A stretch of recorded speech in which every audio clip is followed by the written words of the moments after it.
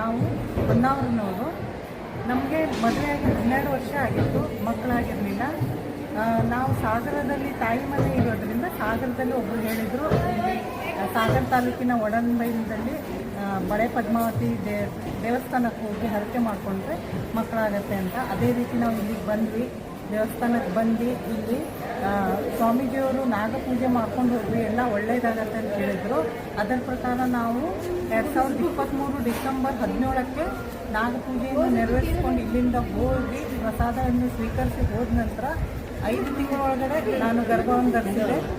ಅದರ ನಂತರ ಮಗು ನನಗೆ ಅವಳಿಗೆ ಒಂದು ಗಂಡು ಮಗು ಒಂದು ಹೆಣ್ಣು ಮಗು ಆಗಿ ದೇವಿಯ ಕೃಪೆಯಿಂದ 2 ಸಂತಾನ ನನಗೆ ಲಭಿಸಿದೆ. ಅದಕ್ಕೋಸ್ಕರ ಇವತ್ತು ನಾವು ಇಲ್ಲಿ ಹರಕೆಯನ್ನು ನಾವು ತೀರಿಸ್ಲಿಕ್ಕೆ ಬಂದಿದ್ದೀವಿ.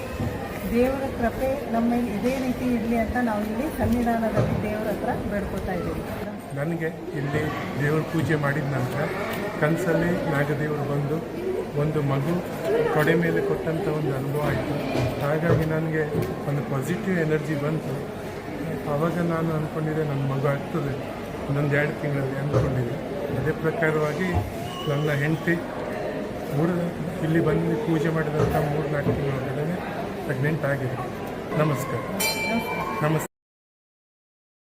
ದೇವರನ್ನ ಖಂಡಿತ ನಂಬಿ, ಸತ್ಯ, ಧರ್ಮ, ನ್ಯಾಯ ಎಲ್ಲವೂ ಇದೆ. ನಮಗೇನು ಎಲ್ಲವೂ ಬೇಗ ಆಗ್ಬಿಡ್ಬೇಕು.